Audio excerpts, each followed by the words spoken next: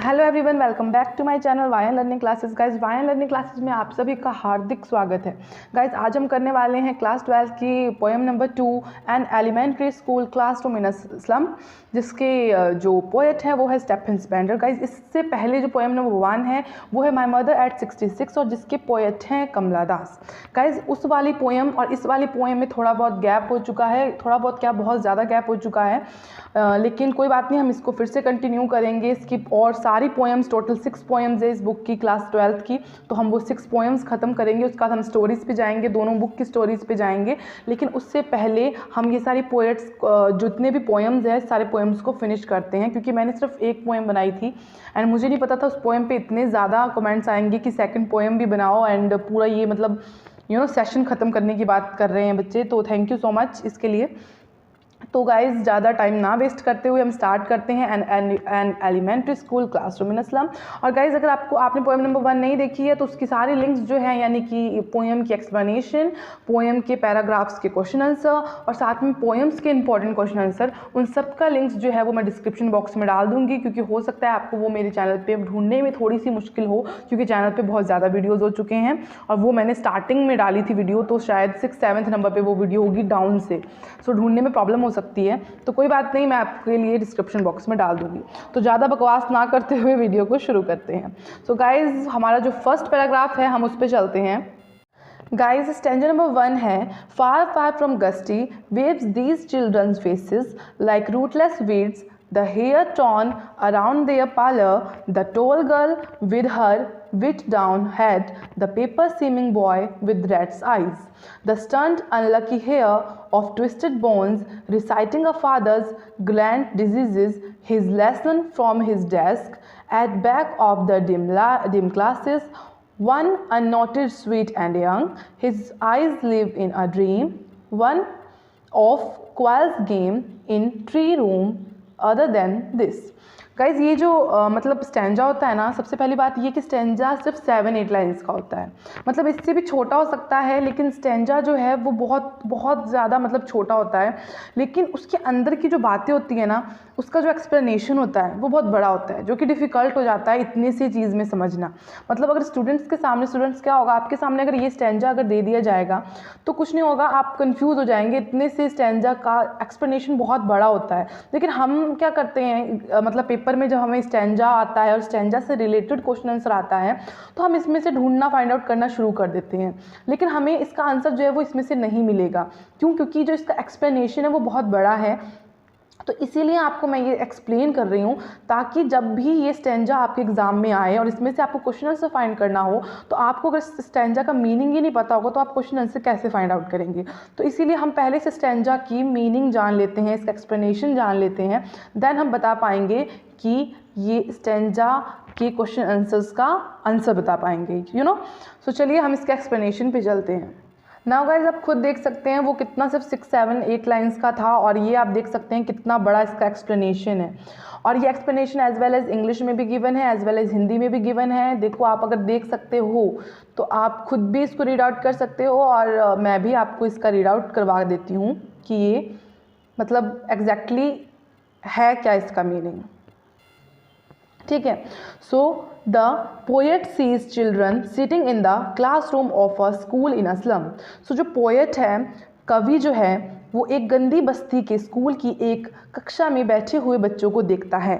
ठीक है, तो जो पोएट है वो देखता है एक बहुत बहुत ज़्यादा गंदी एक बस्ती है, मतलब एक मतलब जिसमें बहुत ज़्यादा गंदगी होती है, उसमें एक कक्षा है, एक क्लासरूम है जिसके अंदर बहुत सारे बच्चे जो हैं वो बैठे हुए हैं। ठीक है, ही describes their sad and pathetic looks through moving word pictures। वह उनके उदास शोचनीय चेहरों का वर्णन हृदयस्पर्शी शब्द चित्रों के द्वारा करता है। मतलब वो देख रहा है कि हर एक बच्चा जो बैठा है वो गंदगी भरे क्लासेस में, हर एक बच्चा जो बैठा है वो काफ़ी ज़्यादा उदास है, और उनका जो चेहरा है उसको वो अपने अकॉर्डिंग इमेजिनेशन करता है, अपने माइंड में इमेजिनेशन करता है और किसी चीज़ से कंपेयर करने की कोशिश करता है। ठीक है, वह कहता है कि इन बच्चों के रक्तहीन चेहरे जीवन और चंचलता रूपी उन जोरदार लहरों से बहुत दूर है जो बचपन का एक चिन्ह होती है। यानी कि जो स्टूडेंट्स होते हैं, जो बच्चे होते हैं, जब वो छोटे होते हैं तो वो खिलखिलाते रहते हैं, उनके अंदर, उनके चेहरे के अंदर बहुत मतलब चंचलता होती है, वो मतलब लहरें, ज़ोरदार लहरें उनके अंदर गूंजती रहती हैं।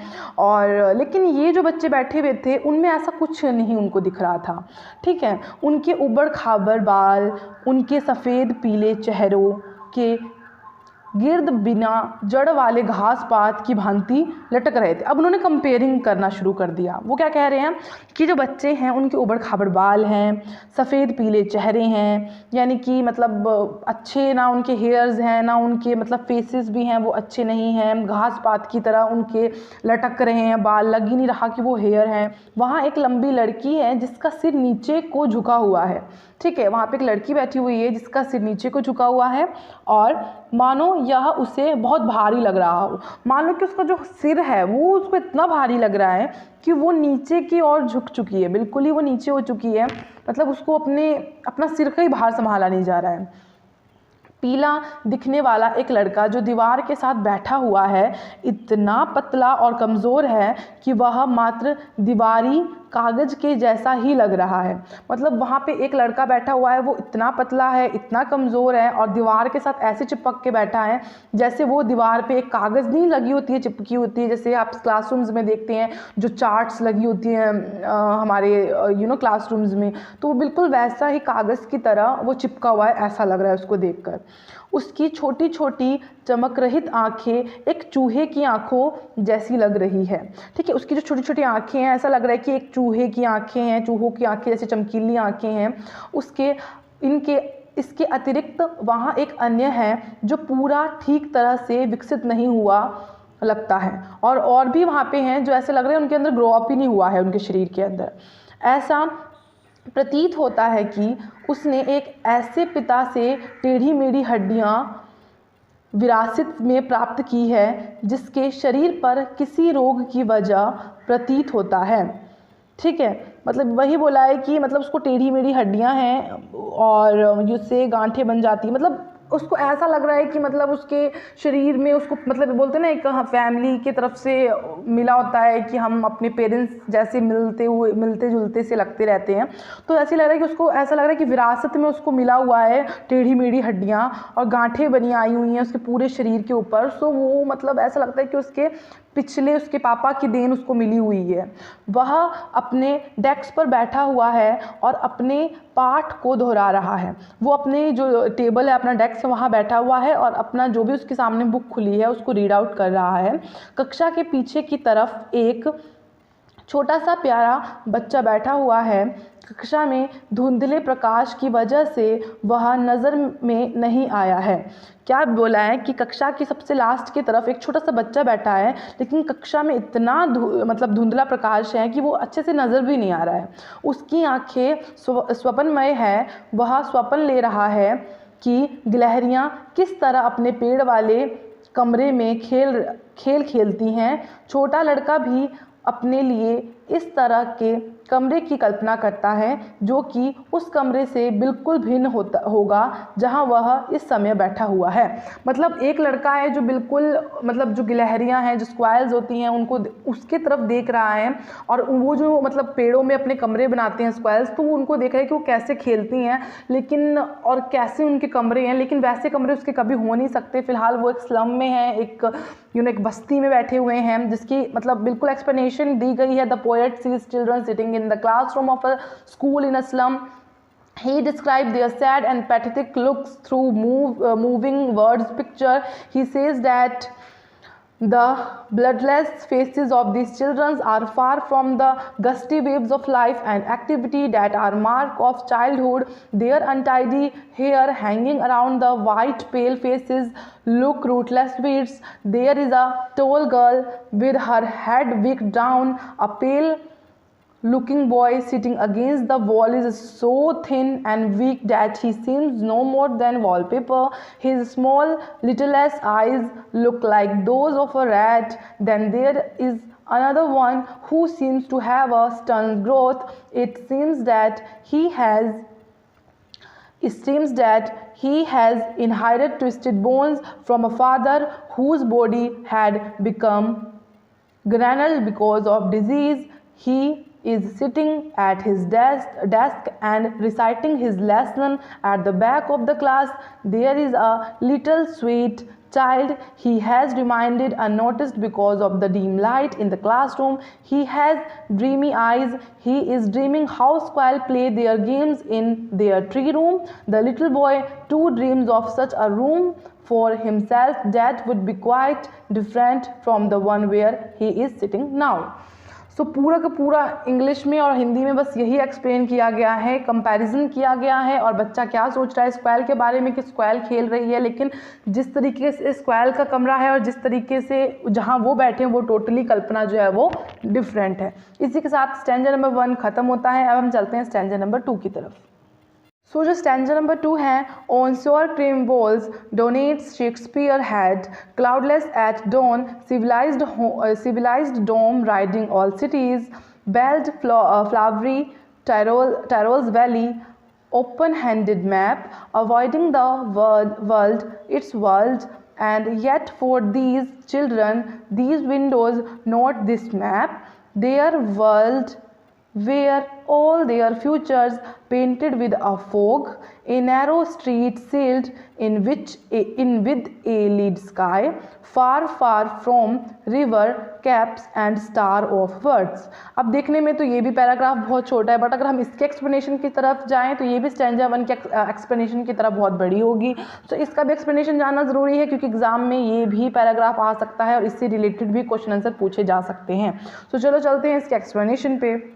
इसकी जो एक्सप्लेनेशन दी गई है वो ये है, the walls of the classroom in this slum smell of sour cream. They bear the names of those who have given donation to build this classroom.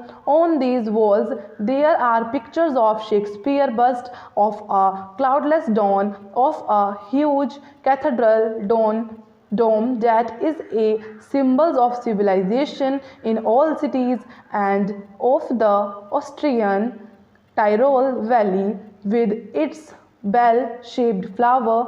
There is also a big open map of the world that shows all those seas and lands that the world has. But for these poor children, this world shown on the map is not more world for them. Their world is merely these windows of the classroom from where they can see all their future. From here they can see that their future is all foggy. It is only a narrow street that is sealed in with a dull sky.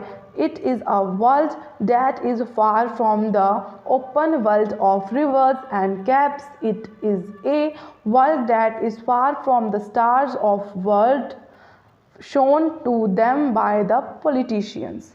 ठीक है, अब देखो इसका explanation जो है as well as नीचे भी लिखा हुआ है, अगर आप वहाँ से पढ़ना चाहें वो भी सेम है। इस गंदी बस्ती में कक्षा के कमरे की दीवारों में बासी क्रीम के जैसे गंध आती है। मतलब यहाँ ये जो क्लासरूम बना है वो एक स्लम में बना है, यानी कि एक बस्ती में बना है, वो भी बहुत गंदी बस्ती में बना है।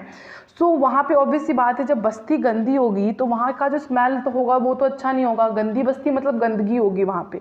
तो वहाँ के क्लासरूम में कैसी स्मेल आ रही थी, जैसे कोई भी हम घर में मतलब क्रीम जो मतलब बासी हो जाती है, यानी कि बहुत ज़्यादा टाइम हो जाता है किसी भी क्रीम को तो वो स्मेल करने लग जाती है। तो वैसा ही लग रहा था कि वो उसकी जो दीवारें वो बासी क्रीम के जैसे गंध कर रही थी, यानी स्मेल दे रही थी। इन पर उन लोगों के नाम अंकित हैं जिन्होंने इस कक्षा के कमरों को बनाने के लिए दान दिया था। यानी कि ये कक्षा जब भी ये मतलब ये जो क्लासरूम बना था तो ये क्लासरूम के लिए जिन जिन लोगों ने डोनेशन दिया था उन लोगों के नाम जो थे वो इस क्लास के ऊपर यानी इस कमरे के ऊपर जो है दीवारों पे लिखा हुआ था। ठीक है, फॉर एग्जांपल किसी का भी नेम हो सकता है जिसने भी मतलब योगदान दिया था अपना डोनेशन करने के वक्त। इन दीवारों के ऊपर कुछ चित्र टंगे हुए हैं। शेक्सपियर के धड़ का एक चित्र, एक बादल रहित प्रभात का चित्र, गिरजे के विशाल गुंबद का एक चित्र जिसे सभी नगरों में सभ्यता का प्रतीक माना जाता है। सो यहाँ पे पता चली गया आपको किस किस चीज़ों का जो था वो चित्र था जो कि एक सभ्यता का प्रतीक माना जाता है। तथा ऑस्ट्रिया का डायरोल नामक घाटी का चित्र जो अपने घंटी आकार के फूलों से भरी हुई है। ठीक है, तो ये क्लासरूम था, क्लासरूम में से मतलब सौर क्रीमी स्मेल वाला गंध आ रहा था। वहाँ पे जिन जिन लोगों ने डोनेशन दी थी उन लोगों का नेम्स लिखे हुए थे दीवारों के ऊपर। साथ में कुछ कुछ चीज़ें के पोस्टर्स टंगे हुए थे, शेक्सपियर का धर का चित्र, बादल रहित प्रभात, 3-4 फोटोज़ टंगे हुए थे जो सभ्यता का प्रतीक थे। और साथ में वहाँ पे काफ़ी चीज़ें थी, मतलब टायरोल नामक घाटी का चित्र था जो कि घंटी आकार के फूलों से भरी हुई थी। ठीक है, वहाँ संसार का एक खुला हुआ बड़ा नक्शा भी है जिसमें वे सभी सागर और प्रदेश दिखाई दे रहे हैं जो इस संसार में हैं। सो वहाँ पे सबसे अच्छी बात इतने चीज़ों में ये लगी कि वहाँ पे एक संसार का नक्शा था, यानी कि वर्ल्ड मैप था, जहाँ पे सभी सागर दिख रहे थे, सभी कंट्रीज़ दिख रही थी, जहाँ पे मतलब पूरा का पूरा मतलब एक तरीके का वर्ल्ड मैप था। किंतु इन गरीब बच्चों के लिए नक्शे पर दिखाया गया यह संसार उनका संसार नहीं है।